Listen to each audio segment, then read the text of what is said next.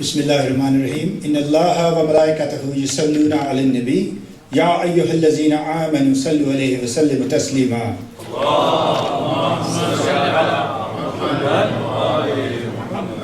Brothers and sisters, we start everything with the name of Allah, as Bismillah. And we start Bismillah with the name of Ali ibn Abi Talib.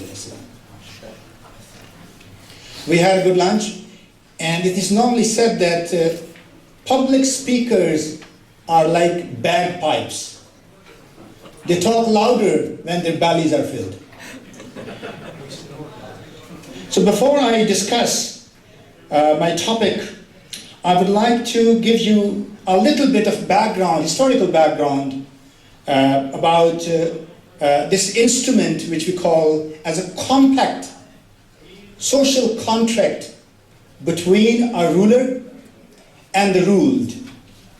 And this is Mawla Ali's sermon, if you not call that, I call it memorandum. This is the term I've used for this. Not letter, it's a memorandum, or we can call it a treatise, or more official title for this could be a directive. Imam Ali alayhi salam, his political rule lasted for a little over 4 years and 7 months, during which he changed governors of a few provinces. They were undergoing protracted unrest that ensued after Prophet Muhammad's departure from the mundane life.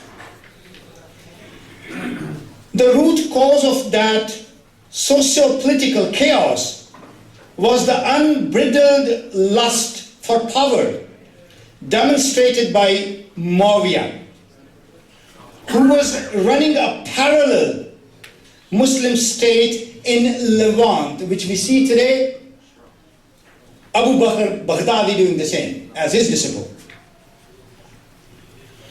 One of the governors he reshuffled was Muhammad bin Abi Bakr, who was constantly threatened by Muawiyah, who wanted to expand his control of the Islamic State by appointing Amr bin al-As or al-As, I don't know how to pronounce that, forgive me for that. He wanted him to be the governor of Egypt. Imam Ali replaced Muhammad bin Abi Bakr with Malik ibn Haris Ashtar, who was a better administrator, strong military strategist, and a brave commander capable to rule Egypt by effectively dealing with the fitna unleashed from Damascus. Before sending Malik Ashtar to Egypt, Imam Ali alayhi salam dictated a comprehensive code of conduct to be followed by him to alleviate sufferings of the people of Egypt and tackle the external threats. The code of conduct is known as Memorandum number 53. It was given to Malik Ashtar in October 656 AD. So we are in October again. In addition to Memorandum number 53, Imam Ali also wrote a code of conduct for the people of Egypt, that how they have to offer their cooperation, support, and compliance to the newly appointed governor. And that code of conduct for the people of Egypt is considered as, called as Memorandum number 38. After receiving blessings from Imam Ali in Kufa, Malik Ashtar set for the long journey for Egypt. From the geostrategic viewpoint, Egypt was extremely important to Muawiyah.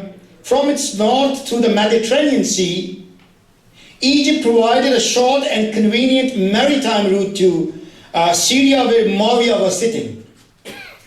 Whereas Egypt's southeastern link with the Red Sea provided another important maritime route through which both Makkah and Medina could be choked to fulfill Muawiyah's nefarious expansionist designs.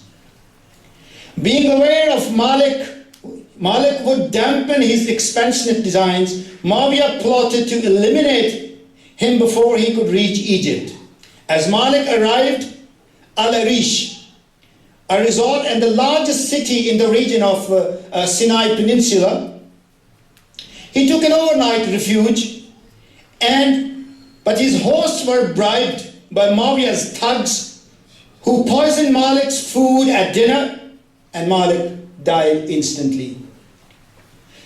In Damascus, Muawiyah, before his courtiers, he made the victory speech boasting, Ali ibn Abi Talib had two arms. One was cut at Siffin, Ammar Yasir, and the second has just been amputated, Malik al-Ashtar at Al-Arish. When Mawla Kainat, he heard the news about Malik Ashtar's martyrdom, Mawla said, لَقَدْ كَانَ مَالِكٌ لِي مِثْلِ مَا كُنْتُ لِرَسُولِ اللَّهِ. Ladies and gentlemen, we as ethnic British citizens are fortunate to live in this country where there is a rule of law. We see social justice being delivered in most cases. The NHS looks after us well, free of charge in most cases, when we fall ill. The state feeds us when we are jobless and provides shelter when we turn homeless. The police in Britain don't use violence against us when we commit an offense. Our youngsters are not incarcerated indefinitely, or lashed, or beheaded, or crucified as being done in our brotherly Muslim state. If a helicopter falls at Calcutta Vault, it's 2 years ago, the inquest is still open, still they are investigating. But if a crane falls in Mecca, where more than 100 people are killed, the inquiry is closed down. If a stampede occurs 26 years ago at Hillsborough, where 96 people were killed, the inquiry is still on. But when recently, about 3 weeks ago, more than 1,500 people were killed in stampede, I'm giving you a very meticulous, very conservative estimate, 1,500. Then inquiry is hushed up. The law enforcing agencies in Britain protect us when we are saying our prayers in our mosques, or we are doing azadari and majalis in our azakhanas. And this is not a Muslim state. They do make mistakes. They are human. We should learn to forgive them.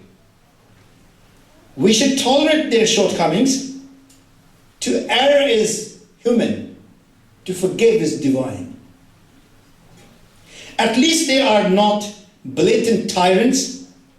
They are not brazen oppressors.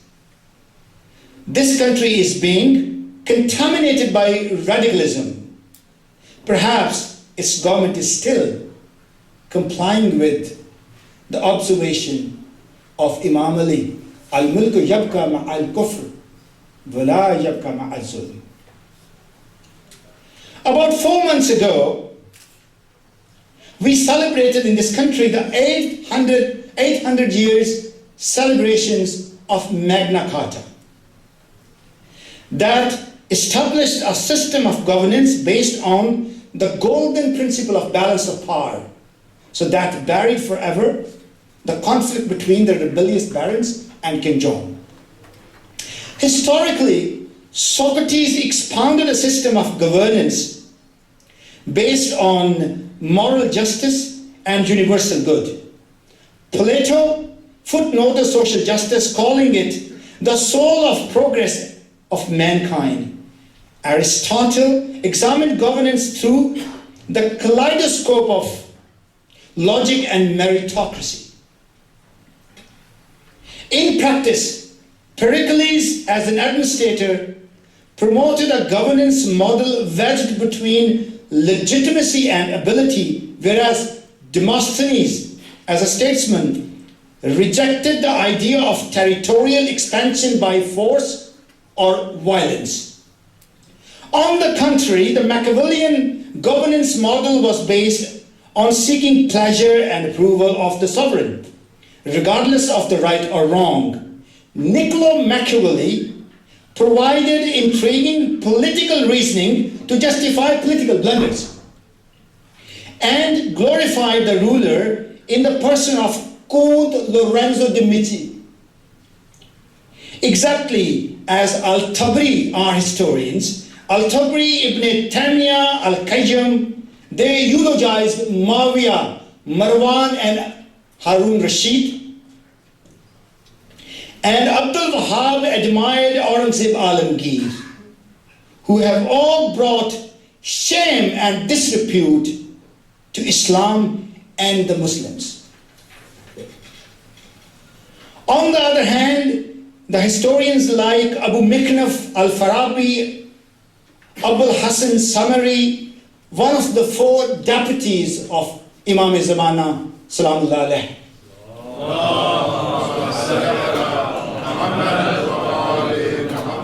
and of course all-time popular Mullah Sadra. They all condemned tyranny and violence as being cardinal enemies of the state. The Western Age of Enlightenment examined the absolute ruler and the ruler of the mob. Thomas Hobbes, in his Leviathan, explained the circumstances that lead a ruler to be competitive, greedy, and distrustful. He uses aggression, violence, and bloodshed as tools to subjugate his people, his wives, his children, and the herd of cattle he has. Just as King Abdulaziz did about 100 years ago. He had wives, not wild wives, and he had cattle, he had people, he subjugated them, and created one of the most illegitimate states in the history of mankind as Saudi Arabia. And Hamad bin Khalifa, who is doing it today in Bahrain. Hobbes' contemporary John Locke noted in his Of Civil Government, since all men are creation of one omnipotent and indefinitely wise maker. This is a Christian philosopher saying, Christian philosopher of the age of enlightenment. That is the 17th century. So he's saying, all of us are the servants of one master. Men sent into the world are by his order, doing his work. They are his property and are made to live for him. This amply endorses the ideology of God's sovereignty, or Hakmiyat Allah as we call it in our connotation. According to Locke, if a ruler violates the social contract that he has signed with his subjects, he will be aiming to seek the absolute power. If he acts as both the judge and the participant simultaneously in a dispute, he puts himself in a state of war with his own subjects. In which case, the people, now he's the political scientist of the West. He's not extremist, but he says, if he does that, if the ruler does that, which I have just listed above, if he does that, the people have the right and duty to kill him and all those who support him. So no silent supporters. And silent supporters, they cause Karbala. Besides English political thinkers, the French theoreticians, they say that if the people, they do not get up to stop his iron hand of the ruler, then this makes the case that the nation of sheep will beget a government of wolves. Besides English thinkers, the French theoreticians of social contract, I'm talking about Montesquieu, Voltaire, and Rousseau, who lived and did extensive work about 20, 30 years before the eve of the French Revolution of 1789. And along the same time, the American founding fathers like George Washington, John Adams, Thomas Jefferson, and Benjamin Franklin all have defined social contract and explained in light with Imam Ali's edict or treatise number 53. I take full responsibility to provide you all the bibliographical notes for this. According to them, and now this Mullah Ali also mentioned in the first 2 pages in the preamble of directive number 53 written to Malik al-Ashtar. Imam Ali quotes exactly 10 features of a ruler, what he should demonstrate. And these American founding fathers, the social contract theoreticians from France, Enlightenment age, and the English political scientists, they all concentrate their argument, culminating it in 10 points. One is that good governance model, it must be consensual, with consensus. It should be participatory. It should be compliant with the rule of law. It should be effective and efficient, accountable, responsive, transparent, inclusive, judicious, and on top, God-fearing. A ruler should be God-fearing. Imam Ali, in Memorandum 53, instructed Malik al-Ashtar to consider his Egyptian subjects as makhluk-e-khuda, regardless of their faith, creed, color, or ideology. And he urged Malik al-Ashtar to collect revenue, one of the most intriguing ingredients of modern capitalist democracy, collection of revenues. But Imam instructed him how to collect revenue, fight with evil forces, ensure welfare of the people, and carry out good governance, but through renouncing self-interest and promoting love, leniency, flexibility, tolerance, and forgiveness. This advice is exactly in line with Allah subhanahu wa ta'ala says in Surah Baqarah, verse number 195, وَحَسِنُوا إِنَّ اللَّهَ يُحِبُّ الْمُحْسِنِينَ. Imam Ali advised Malik to keep anger under control at all the time and abstain from making hasty decisions while punishing the people. Be with the masses and not with the classes. And try to conceal people's mistakes, because Allah is Sattarul Ayub. So you also conceal the mistakes of your fellow beings. Do not be arrogant before Allah. Allah does not like people with pride. Allah says in Quran, in Surah Al-Shu'ara, verse number 128 and 129, Bismillahir Rahmanir Rahim, أَتَبْنُونَ بِكُلِّ رِيعٍ آيَةً تَعْبِسُونَ وَتَتَّخِذُونَ مَسَانِعَ لَعَلَّكُمْ تَخْلُدُونَ. And the translation is, do you, for the sake of fun, build lofty monuments on every elevated place and construct huge palaces, assuming that you are going to live in this world forever? Perhaps it has been alluded to today's Saudi rulers who are building high-rise plazas around Masjid al-Haram and Masjid al-Nabawi, and the UAE emirs skyscrapers on sand. Imam Ali prohibited Malik from self-glorification and narcissism, calling it al-ijab bi nafsik. Imam emphasized, do not remain out of the sight of your subjects. Be in touch with them without any barriers. between you and them. We have seen the Romanov dynasty, what happened in 1918, assassinated because of their arrogance and detaching from the masses. We see what Louis XVI in January 1793, along with his wife Mary Antoinette, they were guillotined for arrogance and detaching from the people they ruled. Imam Ali advised Malik Ashtar to monitor activities of public office holders who can make or break a state. If they perform their duties diligently, people will reap the fruit of justice and fair play.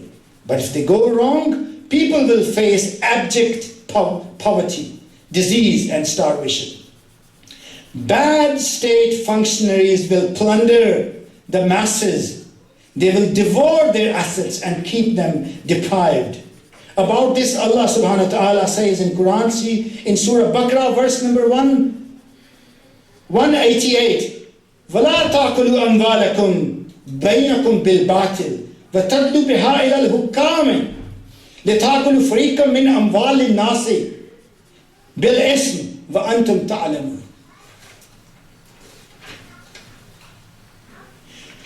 The so-called democratically elected rulers of certain Muslim states grab political power to plunder people's assets, take them out and invest them in powerful foreign countries that provide them shelter from public accountability at home and offer them the services of lobbying and media support.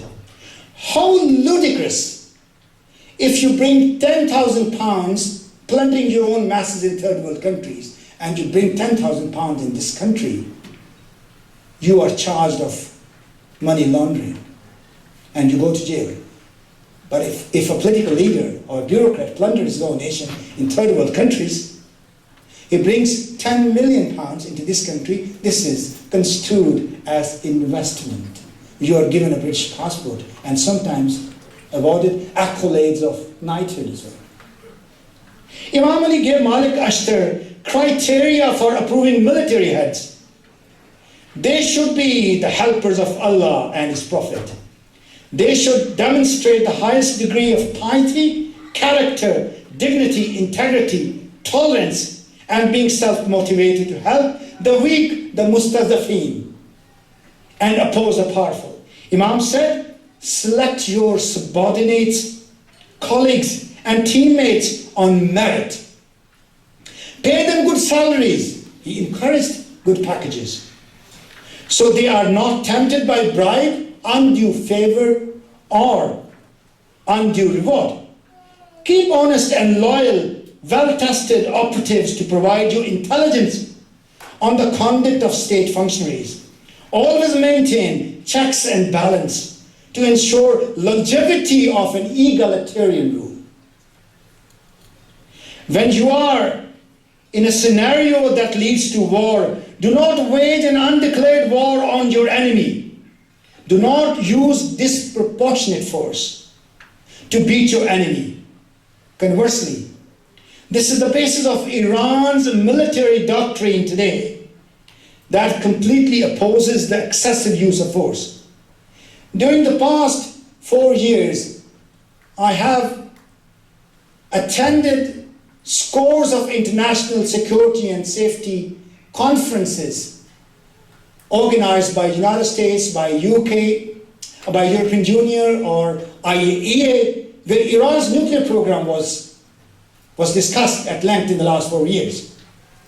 And when it came to me putting forward my arguments, I would always try to persuade my colleagues that, look, Iran will never go for a nuclear arsenal. Iran will never use a nuclear bomb to defeat its enemy, because Iran's military doctrine is based on non-use of disproportionate or aggressive force. Eye for an eye. Imam Muttaqiyan, he instructed his son Imam Hassan al-Islam that hit Muljam at the same strength as he did with me. Inna Allaha la yuhibbul mu'tadi. Imam Ali urged Malik Ashtar to ensure the safety of life, honor, and property of all Muslims and non-Muslims. Imam said, on the day of judgment, the very first decision on the day of judgment, I'm talking to our Christian friends who are here.